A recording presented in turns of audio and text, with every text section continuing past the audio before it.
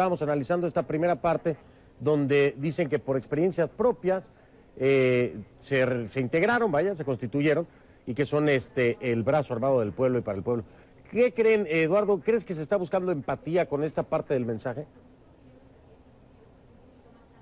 Bueno, si nos atenemos a esa frase y a esa primera parte del mensaje, pareciera que están hablando quienes han sido víctimas de la delincuencia organizada, que han decidido constituirse en este grupo para una suerte de autodefensa, por supuesto, ilegal, si así fuera. Pero yo quisiera detenerme en lo que mencionaba Jorge Castañeda acerca del Twitter del gobernador.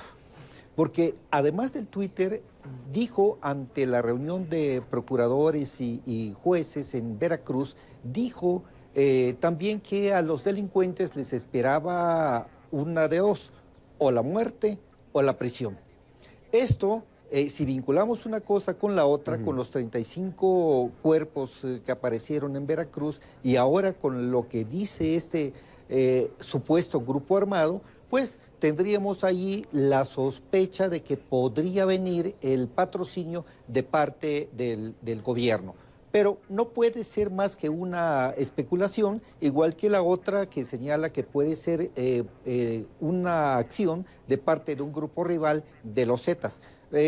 A la falta de una información precisa del gobierno, pues no queda más que pensar en estas posibilidades y en otras, porque hay la posibilidad de que todo se trate de una farsa, no puede descartarse, aunque pareciera que no, por lo preparado, lo elaborado que estaba todo, toda la presentación, sí, incluso con el detalle de las botellas de agua, que pareciera arrojar luz sobre que se trata de algo preparado, incluido el asesinato de las 35 personas cuya identidad pues, todavía no sabemos, por lo menos no en forma completa. Y fíjate, las personas coinciden con el comentario de que está muy preparado. Marcelo Álvarez me dice en mi Twitter, F del Rincón, CNN, dice, resulta increíble ver una conferencia de prensa de los Matacetas hasta con agua en la mesa, ¿no? Y dice, ¿organizado o no? Bueno, claro que se ve organizado. Ahora, Jorge y Eduardo están coincidiendo en un punto muy delicado.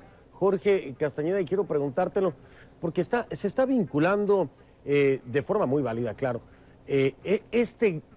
la posible existencia de este grupo, si es que existe realmente, con ciertos comentarios descalificados por la prensa y por muchos analistas por parte del gobernador del estado de Veracruz en torno a esto que mencionaba Eduardo Huchín.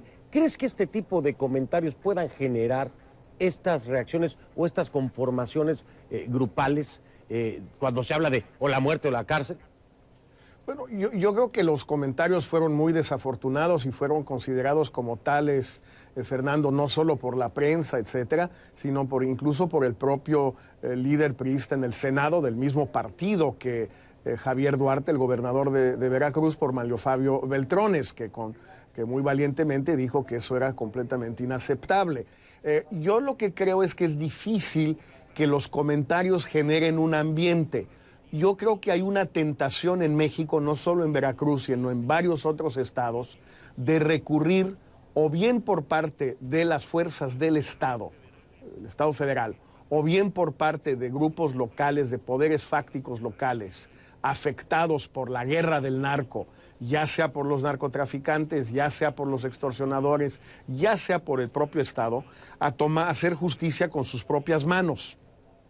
Hay un problema real que está ocurriendo en muchas partes del país, Fernando, lo sabemos, en la medida en que resulta tremendamente difícil que la gente detenida por el ejército o la marina o la armada sea realmente consignada, sea juzgada, sea sentenciada y permanezca años en la cárcel, en lugar de ser liberada pocos días después, estamos creando un incentivo para que las propias fuerzas represivas del Estado recurran a ejecuciones extrajudiciales porque saben que o creen pensar que es la única manera de acabar con los criminales porque la justicia no puede con ellos. Si ese incentivo existe, y hay muchas denuncias en el sentido de que sí existe, entonces también puede existir el incentivo para que o bien no lo hagan las Fuerzas Armadas, o bien como ha sucedido en tantos casos en Colombia, en España con el GAL, que era contra la ETA, no contra el narco, o en otros países, en Argentina y en Brasil con los escuadrones de la muerte, son estos paramilitares en realidad gente de las fuerzas represivas del Estado, policíacas o militares, ya vestidos de negro, no de verde, no de azul, no de gris, que están haciendo lo que no quieren que se sepa que estaban haciendo las fuerzas represivas del Estado. Ahí hay un peligro muy real que ha surgido en países con tradiciones democráticas más sólidas que las nuestras. No empecemos con cuentos de que nuestras Fuerzas Armadas no hacen eso. Lo han hecho Fuerzas Armadas con mayor vocación democrática y respetuosas de los derechos humanos que las nuestras, o con menor respeto por los derechos humanos que las nuestras. No nos inventemos cuentos al respecto. Eduardo Juchima, aquí está otro planteamiento que trae a la mesa Jorge Castañeda, que es muy válido y que en la historia de Colombia, por ejemplo, se parece mucho. Se habló mucho tiempo de la colombianización de México y empezamos a ver ciertas etapas, ¿no? Y ciertas fases. Esto pudiera ser un grupo apoyado por el gobierno paramilitar, para hacer el trabajo sucio. Por supuesto, Fernando, y lo que me parece que está fuera de toda duda es que frente a todas estas manifestaciones de violencia, porque recordemos que aquí lo importante no solamente es el grupo supuestamente paramilitar, sino los 35 asesinados. Como quiera que sea, lo que queda en evidencia es la fragilidad del Estado mexicano, la incapacidad del gobierno para controlar territorios que deberían estar bajo su control y que cada vez vemos que se van ampliando en una suerte de descontrol en cuanto a que no puede sencillamente evitar hechos como estos que crean preocupación, crean miedo entre la población, y esto no puede ser aceptable en un Estado democrático. Pero ya no solamente es el norte, Fernando, estamos ante una situación en que esta situación de violencia se está dando, se está prolongando también en el sur del país, como en Guerrero, como en Veracruz, en la parte del Golfo, y bueno, tenemos cada vez menos territorio en que se pueda decir que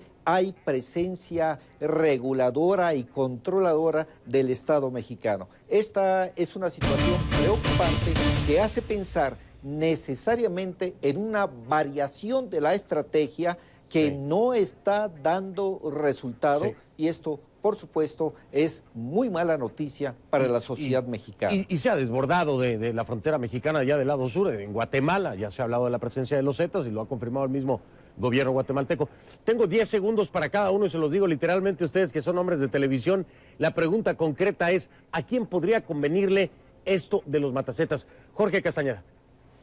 Yo creo que por el momento toda especulación es ociosa, Fernando, al respecto. Lo que necesitamos es saber más de los 35 asesinados, de los matacetas y también de lo que está pasando en todo el país. Jorge Castañeda, un placer como siempre. Saludos en Nueva York. Gracias, Fernando. Gracias, Eduardo Juchim.